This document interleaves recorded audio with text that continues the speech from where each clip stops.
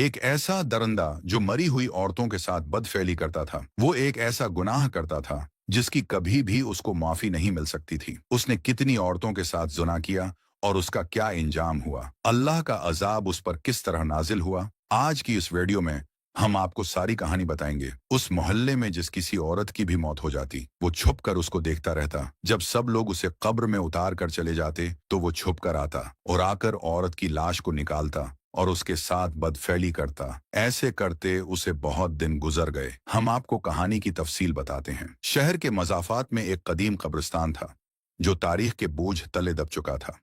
यहाँ सदियों पुरानी कब्रें वक्त के साथ जमीन में धंस चुकी थीं, जैसे मिर्दे भी धीरे धीरे मट्टी के साथ घल मिल गए हों।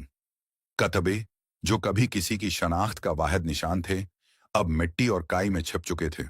उन पर लिखे गए नाम धंधला गए थे और कुछ तो इतने शकस्ता हो चुके थे कि उन पर लिखे अल्फाज को पहचानना नामुमकिन था। यहाँ हर तरफ वीरानी का राज था। जगह जगह खुद झाड़ियां उग आई थीं जो वक्त गुजरने के साथ कब्रों को अपनी गिरफ्त में ले चुकी थीं। कुछ दरख्त जो जाने कब के लगे हुए थे, अब कब्रिस्तान पर साया किए खड़े थे। उनकी खशक टहनियां रात के वक्त किसी मनहूस अंगलियों की मानंद आसमान की तरफ उठती नजर आती थीं।